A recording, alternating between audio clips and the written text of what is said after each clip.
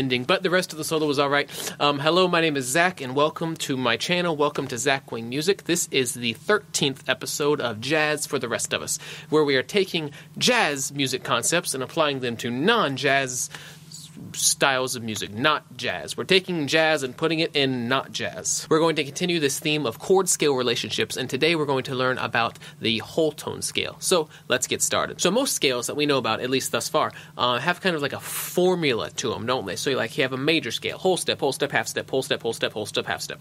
Start somewhere, do all that.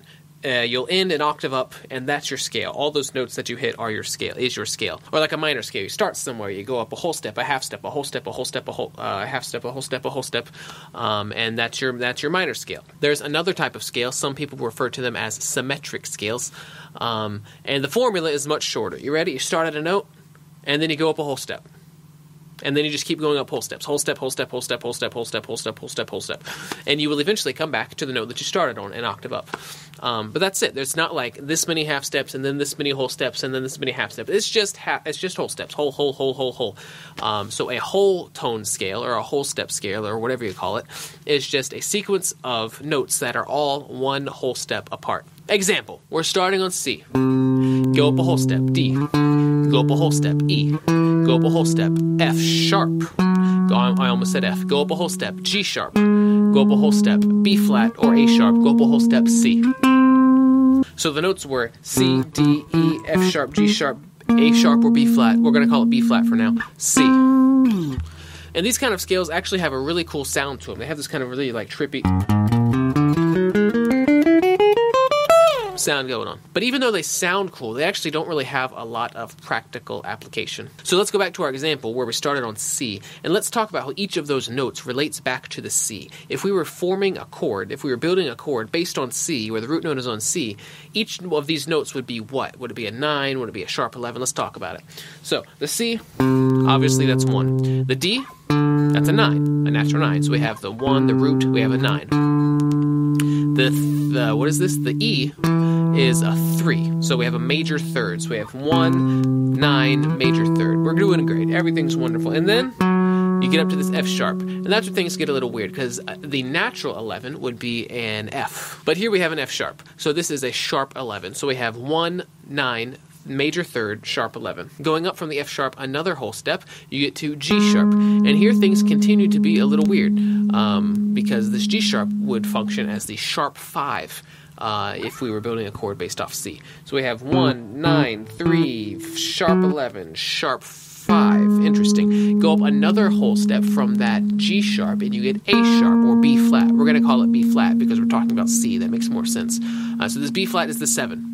The dominant 7. That makes total sense. So altogether we have 1, 9, 3, sharp 11, sharp 5, and 7. And those are all the notes that we have until we get back to C, which is the note that we started on. So it's actually a 6-note scale. Most of the scales that we've dealt with, all the scales that we've dealt with thus far have been 7-note scales. This one's a little different. So where can we use this scale? Well, we have the 1, the 3, and the 7. So we have the makeup of a dominant chord. But what kind of dominant chord? Are we going to do it on like extended dominant chords?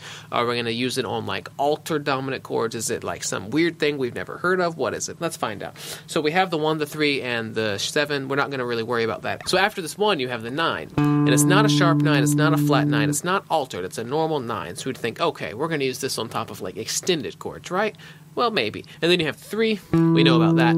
Go up again, you have the sharp 11. And you think, okay, so the Lydian dominant scale has a sharp 11. Maybe we're still thinking in terms of extended chords. We're going to use this on extended chords. Right? Wrong. Because when you go up again from that F sharp to the G sharp is a sharp 5. And the sharp 5 is an altered note. You see that in altered chords. So when that note enters the picture, you can't really think about using this on top of extended chords because in your extended chords you have a 5 and you don't want to put a sharp 5 on top of a 5. That would sound really bad. But after that sharp 5 you have the 7 and we already know about that. So we have on one hand the notes that are necessary for a dominant chord, 1, 3, and 7. Okay, great. And then over on this hand we have these weird notes that we don't know what to do with. We have 9, sharp 11, and sharp 5. You see the 9 and the sharp 11 and you think to yourself, oh, cool, neato, extended chords, wonderful. And then you see the sharp 5 and you're like, oh, wait a minute.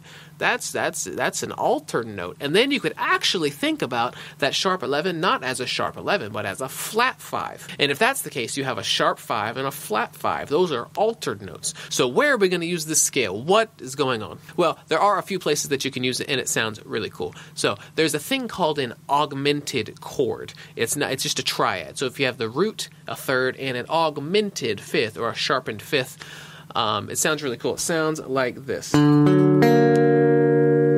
And on top of an augmented chord, you can use a whole tone scale of the same root note. So if you have a D augmented, you can play a D whole tone scale on top of it, and it would sound good. If you had a 7 on top of that augmented chord, you would have the root, the third, the sharp 5, and the 7. And that would be the makeup, that would be the building blocks of a sharp 5 chord, an altered chord. So if you have a sharp 5 chord without like other stuff in it, without like a flat 9 or a sharp 9 or anything like that, you could play this on top of it. You could play a whole tone scale on top of it. If you somehow manage to find a chord that has a sharp 5 and a natural 9 in it, I'm sure they exist somewhere. I've probably never used one in my life, but I'm sure somebody has. So if you ever see something like that, then you could use this just fine, because this scale has a natural 9 and a sharp 5 just laying in it. Also, I've never actually heard anybody talk about this, but I personally use this on top of flat 5s. So if you have a chord that's just a 1, a 3, a flat 5, and a 7, all those notes are found in the scale, and you should be able to use this on top of it. I'm sure there's certain contexts where it doesn't work, but I've used it and made it sound good plenty of times, so I am sure that some of you can do the same. There might be other chords that this scale sounds good on top of. These are just the ones that come to mind right now. So you can take it, you can try it in a bunch of different places, you can see how it sounds, but those are the ones that come to mind right now. So let's get an example. One really common place to see a sharp 5 chord is as the 5 chord of a minor chord progression. So let's say that we are in the key of, D minor, and we're playing in D minor.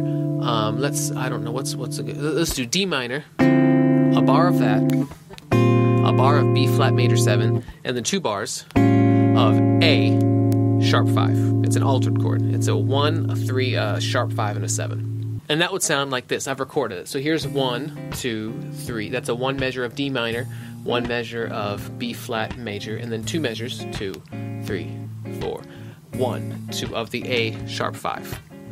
On the D minor, we're going to play D minor. Go figure. You might want to play a D Dorian. Some people like that better because they say that you play Dorian on top of a minor scale. I like to play just regular minor when it's the 1. When it's the 1 of the chord progression. On the B flat major 7, that obviously naturally occurs within the D minor scale, so you can just keep playing the D minor scale. Then we get around to the A sharp 5. The A sharp 5 is 1, 3, sharp 5, and 7. All those notes are found in the A whole tone scale, so we're going to play an A whole tone scale on top of the A sharp 5 chord, the altered chord. And it should sound pretty cool. So I'm going to solo. The scales and whatnot are on the screen. Let's go.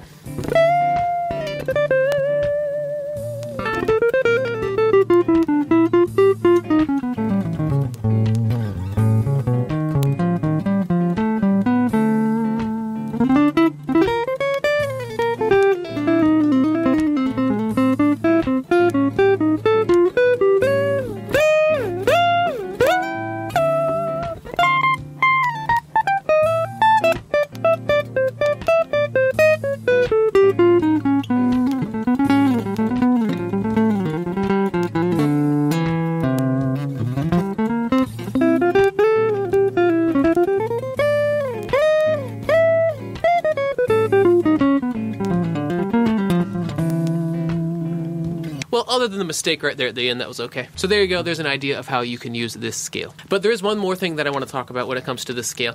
I personally have found that I can use it in just kind of like random places without actually even really thinking about the chord that it's on top of. And it functions as a good kind of bridge from one note to another. So for example, let's say that I was in the key of B minor and I'm playing just this kind of like thing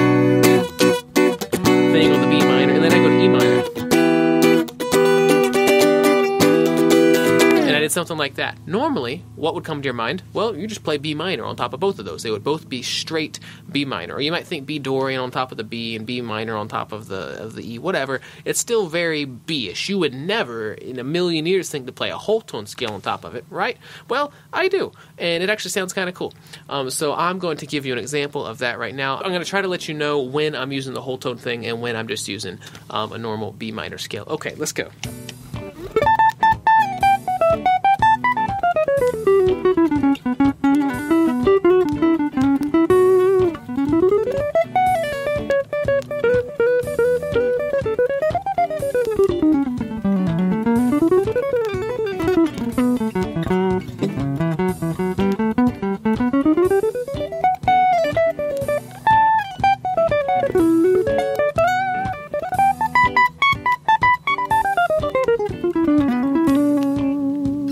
Some of that sounded really cool. Some of it sounded kind of weird. There was one place where I meant to play a whole tone scale and actually played it wrong, but that's okay, because these are just ideas. These are just examples. So there you have it, the whole tone scale, and a couple places that you can use it. If you liked the video, I would really appreciate it if you click the like button, and if you want to keep up with me, you can subscribe, and you can turn on notifications, and you can follow me on Facebook. You don't follow people on Facebook. You follow people in real life.